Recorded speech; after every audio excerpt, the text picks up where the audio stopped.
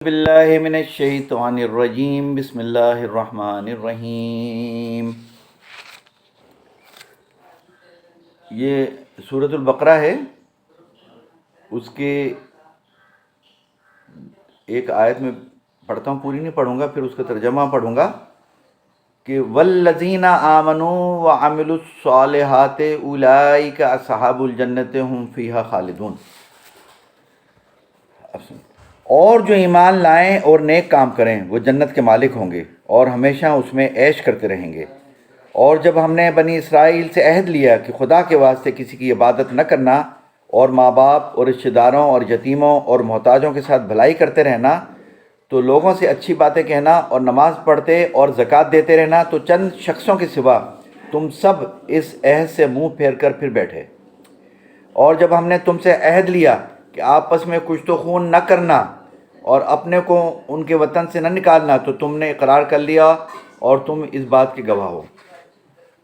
پھر تم وہی ہو کہ کیا اپنوں کو قتل بھی کر دیتے ہو اور اپنے میں سے بعض لوگوں پر گناہ اور ظلم سے چڑھائی کر کے انہیں وطن سے نکال بھی دیتے ہو، اور اگر وہ تمہارے پاس قید ہو کر آئیں تو بدلہ دے کے ان کو چھڑا بھی لیتے ہو، حالانکہ ان کا نکال دینا ہی تم کو حرام تھا۔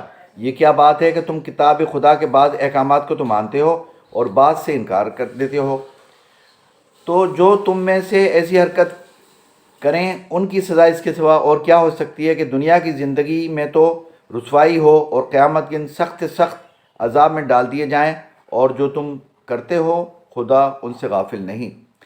اب دیکھیں، اللہ تعالیٰ، یہ قرآن ہے اور قرآن کی میننگ ہے یہ، تو آپ یہ دیکھیں کہ جو اور جہاں سے بھی پڑھیں گے اس میں اتنی اللہ تعالیٰ کی حکمت ہے، اور اللہ تعالیٰ نے اس کو اس طرح مطلب ہے کہ بیان کیا ہے کہ آدمی اگر دین پہ چلنا چاہے تو اس کے لیے کوئی مشکل ہی نہیں ہے۔ پہلے تو جب پیغمبر ہوتے تھے تو اس زمانے میں بہت مشکلات ہوتی تھیں اور ان کو صعوبتیں برداشت کرنا پڑتی تھیں۔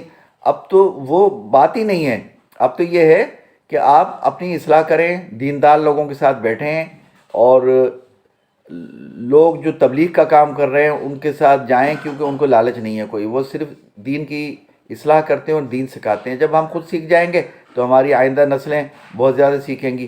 مجھے امید ہے کہ انشاءاللہ ہم سب اس کے اوپر عمل کریں گے۔ وآخر دعوانا ان الحمدللہ رب العالمین۔